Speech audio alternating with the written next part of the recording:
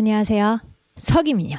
반갑습니다. 저번 주에 하도 야한 옷 입었다고 욕을 하도 많이 먹어가지고 오늘은 좀 단정하게 입어봤습니다. 꽁꽁 싸맸어요. 오늘의 주제 바르바르바르밤. 와! 중국 광고 회사 면접 팁 여러분도 도전해보세요 라는 주제로 한번 말씀을 드려볼까 합니다. 왜 이 컨텐츠를 찍게 되었는지를 먼저 말씀을 드리면 중국어 공부를 하면서 저는 항상 그런 고민을 했었거든요. 이렇게 중국어 공부해서 나중에 어디다 써먹지? 뭐라도 전문 지식을 좀 해가지고 막 내 몸값을 높이고 싶은데 라는 고민을 항상 했었거든요. 또 마찬가지로 중국어 공부를 하고 계신 여러분들도 그런 고민을 비슷하게 하고 계시지 않을까. 그런 분들이 한번 제가 전달드리는 이 정보를 잘 참고를 해보시면 좋겠다라는 생각이 들어서 한번 좀 알려드려보게 되었습니다. 오늘 말씀드릴 내용을 좀 세분화해서 말씀을 드리자면 첫 번째, 하고 많은 업종 중에 왜 중국에 있는 광고 마케팅 회사를 들어가게 되었나요? 이 부분을 말씀을 드리고요. 두 번째로는 여기서 면접을 봤더니 뭘 물어보던가요? 요거를 좀 말씀을 드리고, 세 번째로 그래서 그 회사를 들어가 봤더니 도대체 무슨 일을 하던가요? 요거를 말씀드리고, 네 번째로는 그러면 진짜 내가 가서 할 만한 일인가요? 지금 해도 경쟁력이 있을까요? 요 부분에 대한 얘기를 한번 좀 드려볼까 합니다. 첫 번째, 어떻게 해서 중국 광고 회사에 들어가게 되었나요? 저는 중국에서 이제 석사 생활 2년, 어학연수 1년 해서 총 3년 동안 이제 중국어 공부를 했죠. 그리고 그 공부를 하는 기간 내내 고민을 했어요.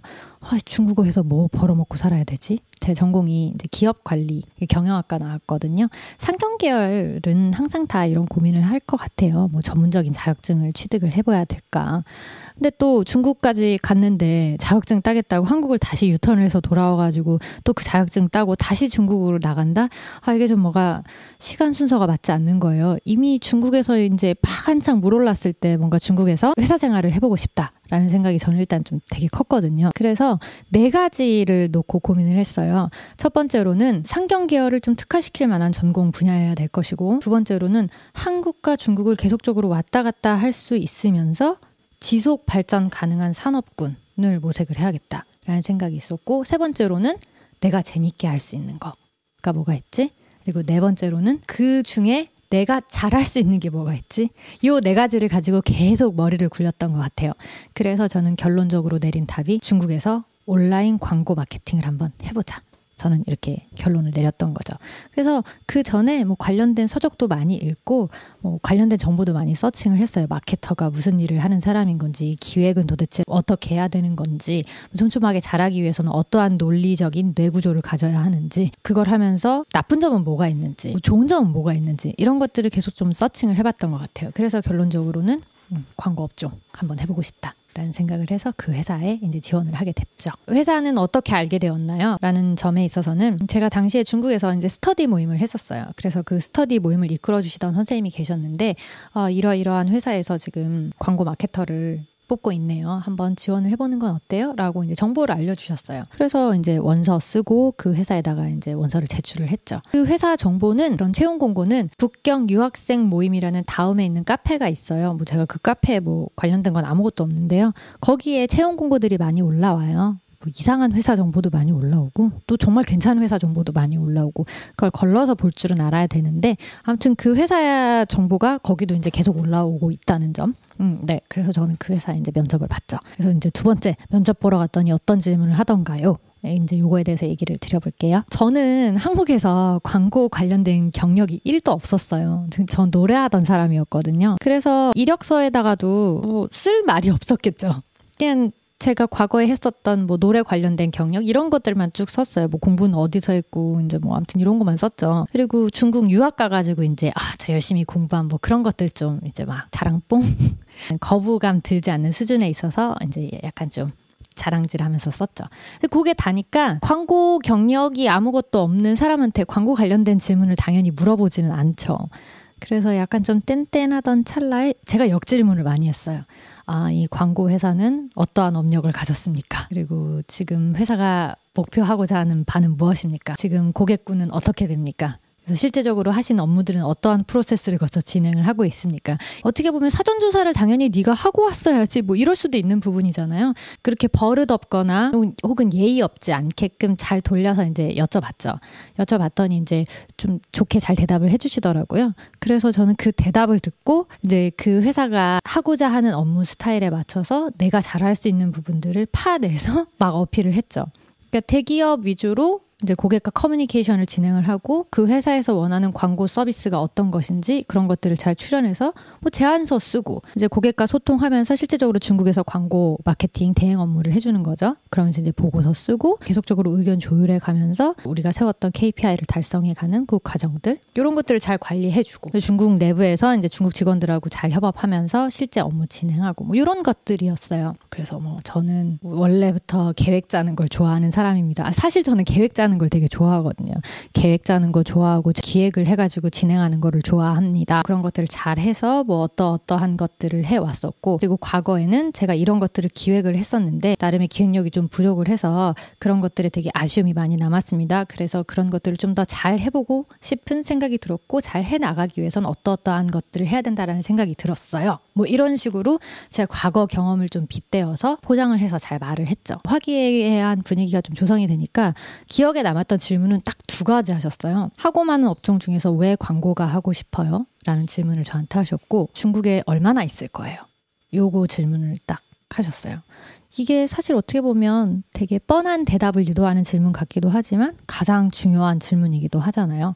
그래서 저는 제가 생각했던 왜 광고하고 싶은지 제가 그 전에 정리해 갔던 답변을 얘기를 했죠. 지속 발전 가능하다. 뭐 한국과 중국에 이렇게 넘나들면서 계속적으로 큰 시장이 형성되는 그런 업종이라고 생각을 해서 하고 싶다. 그리고 과거에 제가 뭔가를 할 때 있어서 기획을 하는 거에 있어서 좀 재미를 많이 느꼈다. 그래서 촘촘하게 기획을 해서 광고를 한번 좀 제대로 해보고 싶다. 뭐 사실 이거는 다 갖다 붙이기 나름이기는 해요. 근데 다 갖다 붙이면 또 다 좋은 말이기도 하잖아요.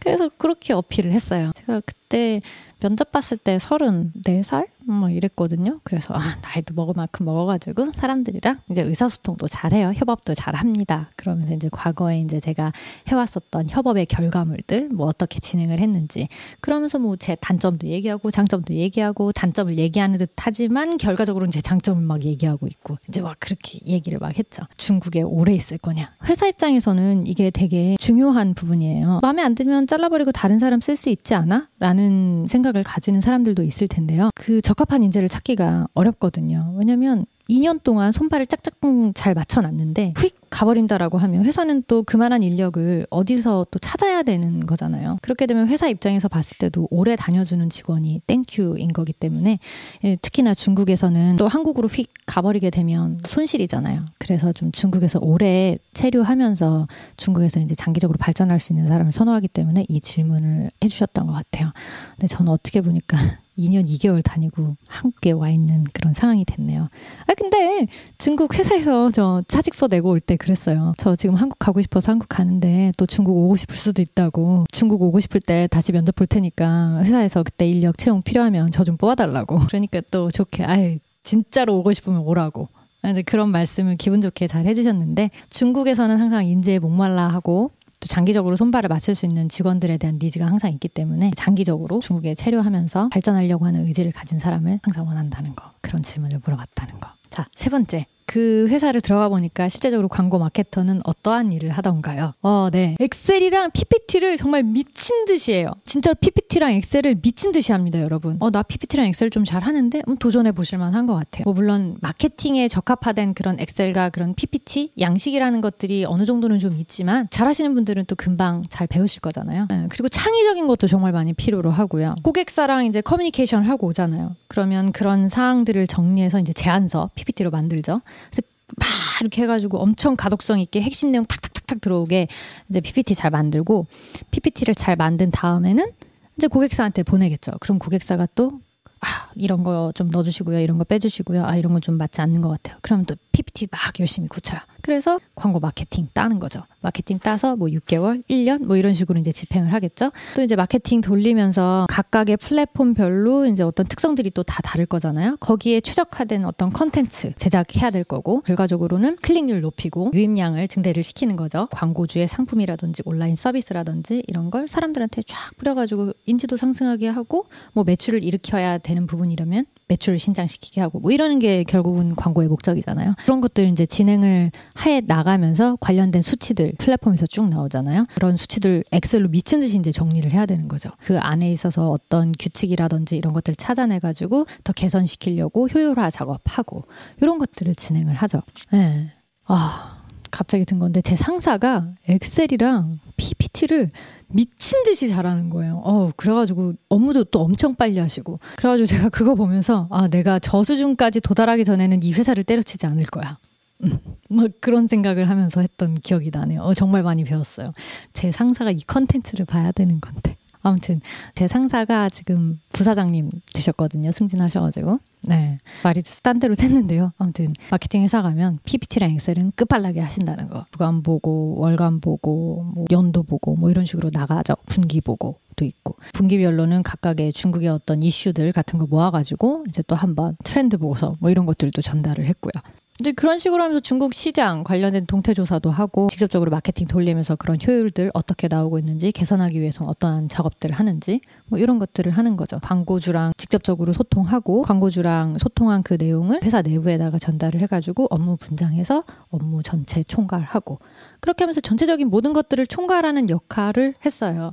그게 이제 광고 마케팅 업계에서는 AE라고 부르거든요. 하나의 어떤 창구가 돼서, 계좌가 돼서 이제 모든 것들을 좀 진두지휘한다, 이런 의미를 담고 있는 직함이라고 볼 수 있겠는데요. 결론부터 말씀을 드리자면 중국에서 지금 핫하다는 중국 온라인 그런 것들 파악하는 재미가 있었어요. 업무 효율을 높이기 위한 엑셀표 만드는 것도 재밌었고, 엑셀표 만들고 막 이러는 거를 저는 개인적으로 좀 변태같이 좋아하거든요. 막 함수 다 집어넣어가지고 막 자동화 만들고 이러는 거를 좋아해요. 그래가지고 막 효율의 끝을 달리는, 하지만 엑셀은 점점 갈수록 암이 걸려가지고 엄청 무거워지고, 전 좀 변태같이 엑셀하는 걸 좋아해가지고 처음에는 엑셀 함수 조금만 어려운 거 나와도 힘들어하고 그랬는데, 하다 보니까 이게 재미가 들려가지고 막 미친 듯이 어느 순간 함수를 넣고 있는 제 자신을 발견을 했거든요. 엑셀표 한창 만들다가 보니까 PPT 가독성 높이면서 디자인 잘 뽑고 사람들한테 좀 더 임팩트 있는 제안서로 다가가기 위한 고민들 해나가는 그런 과정들도 재밌었던 것 같아요. 한국에다가 이제 보내줄 보고서를 최종적으로 다듬는 거는 제가 해야 될 몫이었거든요. 일이 제일 많아요. 많을 수밖에 없죠. 내부에 있는 회사 흐름도 다 알아야 되고, 어디에서 잘못된 건 없었는지 이런 것들도 체크를 다 해야 되고, 완벽하게 장악을 해서 그 보고서에다 깔끔하게 담아내야 되고, 그 보고서를 전달해서 결과적으로 또 설명도 해야 되고, 앞뒤 옆 가리지 않고 모든 업무를 다 총망라해서 알고 있어야 되는 위치였기 때문에 야근이 많았어요. 근데 최대한 야근 없이 하려고 업무 효율 높이려고 많이 노력을 했던 것 같아요. 근데 업무 효율을 높여도 일이 막 미친 듯이 들어올 타이밍은 있어요. 뭐 그러면은 결과적으로 약속한 거니까 또 해내야 되는 거잖아요. 정말 재밌게 했었던 것 같아요.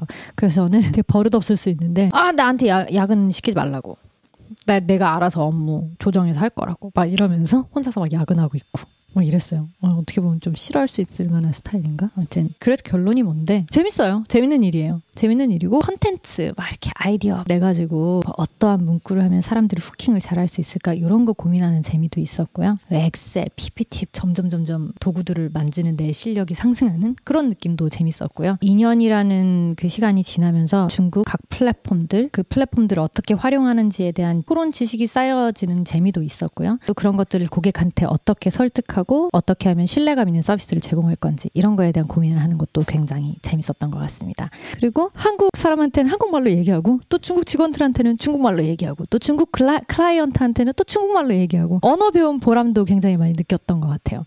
그리고 이제 제가 마케팅 업종에 종사를 하면서 마케팅의 진실과 거짓, 어떤 것들을 내가 조심해야 되고 어떤 것들을 잘 활용을 해야 되는지, 이런 것들을 볼 줄 아는 안목이 생긴 것도 굉장히 재밌었던 일이었던 것 같습니다.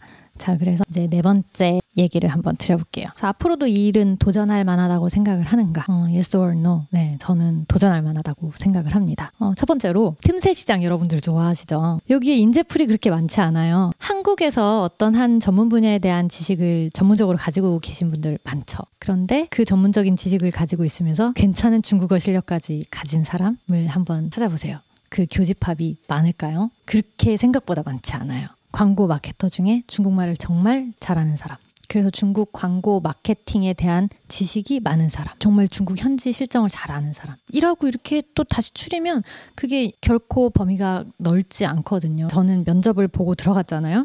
제 일이 너무 많아가지고 이제 제 일을 서포터해줄 직원을 구하는 그런 때가 있었어요. 그때는 이제 제가 면접관이 돼서 면접을 봤죠. 정말로 사람이 없더라고요. 그때 일손이 너무 딸려가지고 막 사람을 미친 듯이 구하는데 적합한 사람이 없는 거예요. 뭐 마케팅에 대한 거를 좀 경험이 있는 것 같아요라고 봐도 실제적으로 진짜 제대로 된 중국 마케팅에 관련된 경험을 한 친구들은 없더라고요. 그래서 사람 사는데 되게 애먹었거든요. 그런 것만 봐도 알 수 있듯이 틈새 시장 부분이 맞아요. 그러면 나보고 지금 뭐 중국어를 배워서 무조건 해외 노동을 하라고 하는 거냐. 뭐 그거는 개인 나름이겠죠. 근데 저는 해외 생활 해보고 싶어가지고 중국 유학 가서 유학생활 마치고 중국에서 그렇게 회사 생활하면서 되게 재밌었거든요. 재밌고 많이 배웠고 물론 한국 그리울 때도 있었지만 시야를 넓히고 중국이라는 시장을 제대로 파악하는 데 있어서 현지 생활하고 현지 회사 생활하는 것만큼 그런 좋은 게 있겠습니까? 중국에 가서도 한번 근무를 해보고 싶은데? 라는 생각 드시는 분들은 고려해 보실 만한 것 같아요. 네, 인재풀이 정말 적습니다. 중국어도 잘하는 광고 마케터에 대한 니즈는 항상 있을 수밖에 없다라고 저는 예상을 한다는 거. 그리고 두 번째로는 그냥 시장. 이 시장이 얼마만큼 크게 발전할 것인가. 계속 커지지 않겠어요? 계속 커지고 더 다양화되고 더 세분화되겠죠.